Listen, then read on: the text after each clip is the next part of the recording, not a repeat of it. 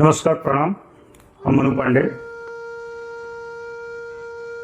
महाभारत के एक नए अध्याय में फिर से हम आपके साथ जुड़ रहे हैं। महाभारत का नाम लेते ही हमारे मन में दो प्रश्न उठते हैं। उस प्रश्न में दो चित्र भी उभरते हैं। वो कौन से चित्र उभरते हैं? आइए इस कहानी की तरफ हम बढ़ेंगे और इस अध्याय में हम इस उभरते हुए चेहरे को आपके साथ देखेंगे। तब तक के लिए आप हमारी दुनिया को बड़ी करने के लिए हमारे भक्ति रसधारा चैनल के माध्यम से जो आप तक कथा पहुंचती है उससे आप सुनते हैं, यह बहुत अच्छा लगता है। उसको लाइक और सब्सक्राइब जरूर करें, क्योंकि हमारी दुनिया आपकी वजह से धीरे धीरे बढ़ती है। चलते हैं महाभारत के उस उभरते हुए चित्र में, जिसमें मन में जो दो चित्र पैदा करता है। एक ओर श्री कृष्ण का स्वरूप दिखता है तो दूसरी ओर दुर्योधन का दिखता है। एक ओर धर्म दिखता है तो दूसरा ओर अधर्म दिखता है। और बचपन से हमें सिखाया गया है कि दुर्योधन खलनायक था। लेकिन आज मैं आपसे प्रश्न पूछना चाहता हूं, यदि दुर्योधन खलनायक था, दुर्योधन बुरा था, दुर्योधन पापी था, तो महाभारत में उसके लिए इतने लोग रोने वाले क्यों थे? क्या कभी इस पर आपने विचार किया है कि उसके साथ इतने लोग रोने वाले के लिए प्राण दे गया? दुर्योधन के लिए गांधारी क्यों उसके लिए तड़पती रही?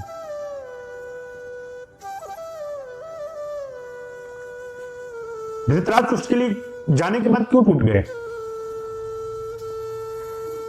क्या खलनायक थे इसलिए इतना प्रेम हो सकता है? कोई व्यक्ति दुष्ट हो सकता है तो उसके लिए क्या किसी का इतना प्रेम हो सकता है? आइए हम इस अध्याय में दुर्योधन को एक खलनायक नहीं, एक मनुष्य की तरह समझते हैं। कैसे समझते हैं? क्योंकि महाभारत का वो सबसे बड़ा पाठ यही है कि कोई भी मनुष्य जो होता है वह बुरा नहीं होता है, वह जन्म से बुरा नहीं होता है। उसके निर्णय हमें बुरे बनाते हैं, उसके स्वभाव हमें बुरे बनाते हैं। मित्रों, जब दुर्योधन जन्म हुआ था ना, तो पूरे हस्तिनापुर में अशुभ संकेत दिखाई दिए थे। विदुर जी ने कहा कि राजन, यह भविष्य में पूरे कुरुवंश का विनाश का कारण बन सकते हैं। लेकिन पिता धृतराष्ट्र थे, कोई अपने बच्चे को कैसे ऐसे सुन सकता है? कोई अपने बच्चे को कैसे ऐसे त्याग सकता है? उन्होंने चेतावनी का अनुसार दिया था और यहीं से विनाश के बीज वो दिए गए थे। लेकिन जरा सोचिए, क्या जन्म से लेते ही कोई बच्चा अपराधी हो सकता है? जन्म सिद्ध अधिकार हो सकता है, लेकिन जन्म सिद्ध अपराध नहीं हो सकता है। दुर्योधन भी अपने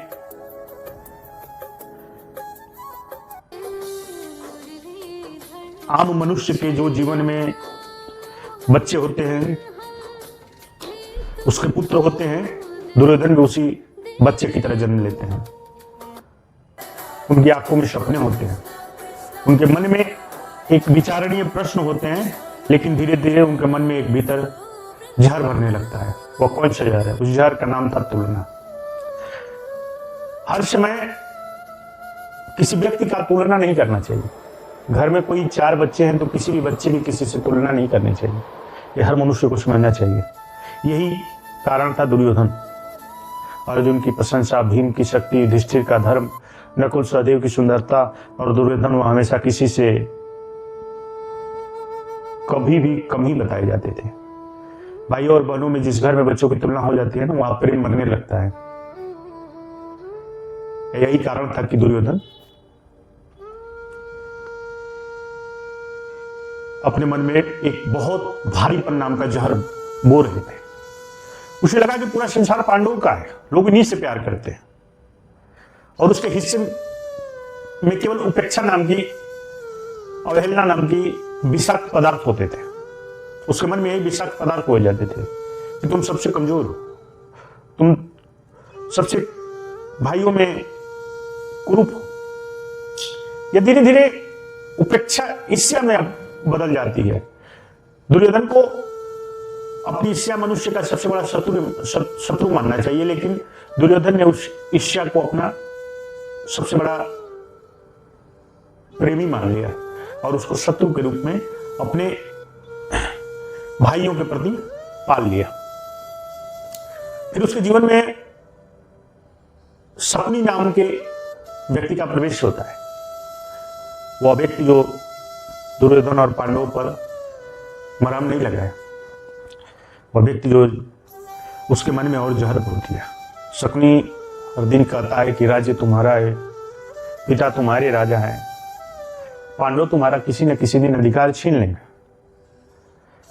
अगर अभी भी नहीं जाने तो सब कुछ खो सकते हो तुम। और एक दिन ऐसा आया कि दुर्योधन को केवल शत्रु नहीं दिखाई देने लगे, वह सबसे बड़ा ताकतवर शत्रु दिखाई देने लगे। लेकिन मित्रों, दुर्योधन केवल बुरा नहीं था, उसके भीतर एक महान गुण भी था। जानते हैं क्या? उसके मन में अपने मित्रवत व्यवहार बहुत अच्छा निभाता था। मित्रता उसकी सबसे बड़ी चीज थी। जिसके साथ वो मित्रता निभाता था वो बहुत जी जान से निभाता था। उसका ये सबसे बड़ा पॉजिटिव पॉइंट था। जब पूरे सभा में कर्ण का अपमान हो रहा था तो उसने सब कुछ भुला के, जो सब लोग उसको कर्ण को सूत पुत्र कहकर उसके हंसे और ठहाके उड़ा रहे थे, दुर्योधन ने उसे बिना प्रतिभा जाने, कोई जात जाने, उसे उसी क्षण अंग देश का राजा बना दिया कर्ण को। अब भी लोग कर्ण की मित्रता को बात तो करते हैं, लेकिन क्या उसे मित्रता निभाने वाला दुर्योधन भी तो था, केवल कर्ण ही थोड़े थे। कर्ण के साथ मित्रता निभाने वाला तो दुर्योधन भी था। मित्रता का हाथ तो उसी ने बढ़ाया था। कर्ण ने तो जाके बोला नहीं कि आप मेरे से मित्रता करिए, क्योंकि वह सूत पुत्र था और यह शब्द बोल भी नहीं सकता था ये राजकुमार से। लेकिन महाभारत की सुंदरता है कि कोई पात्र पूरी तरह अच्छा नहीं है, कोई पात्र पूरी तरह बुरा भी नहीं है। लेकिन फिर प्रश्न उठता है मन में, लेकिन दुर्योधन इतना अच्छा था कि इतिहास में उसे खलनायक बना दिया गया। उसका उत्तर है क्या? एक निर्णय है। निर्णय क्या है? द्रौपदी का अपमान। वह सभा, वह क्षण, वह अवसर जब दुर्योधन इतिहास बदल सकता था। वह कह सकता था कि द्रौपदी हमारी कुलवधू हैं, द्रौपदी हमारी कुल की मर्यादा है, द्रौपदी हमारे कुल की मान सम्मान है। लेकिन उसने ऐसा नहीं कहा। उस दिन उस अहंकार भरे शब्दों से उसने धर्म पर भारी और गहरा चोट पहुंचाया है। और मित्रों, मनुष्य तब गिरता है जब वो गलती करता है। लेकिन एक बात और है कि मनुष्य तभी भी नहीं गिरता है जब वो गलती करता है। मनुष्य तब गिरता है जब वो गलती को सही साबित करने में प्रयास करने लगता है, गलत होते हुए भी, तो वह सबसे ज्यादा गिर जाता है। दुर्योधन भी यही करता रहा। श्री कृष्ण का शांति प्रस्ताव आना, हस्तिनापुर में प्रवेश हुआ। उन्होंने कहा कि पांडवों को 5 गांव दे दो, युद्ध रुक जाएगा। लेकिन दुर्योधन हंस पड़ा। उसने कहा कि सुई की नोक के बराबर भूमि भी नहीं दूंगा। सोचिए, कभी कभी जीवन में क्या ऐसा हमें बनने का अवसर देता है जो अच्छा बन सकता है, लेकिन अहंकार उस अवसर को पहचानने नहीं देता है। युद्ध शुरू हुआ और फिर उस जिस राज्य को बचाने के लिए दुर्योधन लड़ रहा था, वही राज्य उसकी आंखों के सामने उजड़ने लगा। भीष्म गिर गए, द्रोण गिर गए, कर्ण गिर गया, एक एक करके सब चले गए। लेकिन दुर्योधन फिर भी नहीं बदला। क्यों? इसका कारण क्या था? जब मनुष्य अहंकार से जीता है ना, तो उससे हार दिखाई देती है। कब? जब अहंकार पूरी तरह उस पर हावी हो जाता है, तब उसे केवल अपने जिद के आगे कुछ भी नहीं दिखाई देता। अंत में भीम की गदा उसके शरीर पर पड़ी और वह धरती पर गिर गया। तब न पहली बार वह अकेला था, न सेना थी, न मित्र थे, न भाई थे, न राज्य था, कुछ भी नहीं था। सिर्फ वह उसका जीवन। कहते हैं कि उस समय दुर्योधन को अपने निर्णयों पर पछतावा नहीं था। यही उसकी सबसे बड़ी हार थी। यही उसकी सबसे बड़ी हार थी। महाभारत हमें बताती है कि दुर्योधन बुरा इसलिए नहीं था कि कौरव था। दुर्योधन बुरा इसलिए नहीं था कि वह धृतराष्ट्र का पुत्र था। दुर्योधन का पतन इसलिए हुआ क्योंकि उसने अपने भीतर की इच्छा को गुरु मान लिया था। उसने अहंकार को अपना मित्र मान लिया था और सत्य को शत्रु समझ लिया था। भाइयों, हम सबके भीतर भी एक दुर्योधन पल रहा है। जब हमें किसी सफलता की तरफ बढ़ना होता है और कोई व्यक्ति सफलता की ओर बढ़ चुका होता है तो हमें जलन होती है। वह दुर्योधन है जब हम अपनी गलती को स्वीकार नहीं करते हैं। वह दुर्योधन है जब हम अपने अहंकार के लिए रिश्ते तोड़ देते हैं। वह दुर्योधन है और जब हम सत्य जानने के लिए भी मौन रहते हैं तब भी दुर्योधन हमारे भीतर जीवित रहता है। महाभारत की सबसे बड़ी सीख यही है कि कुरुक्षेत्र बाहर नहीं है, कुरुक्षेत्र हमारे और आपके भीतर है।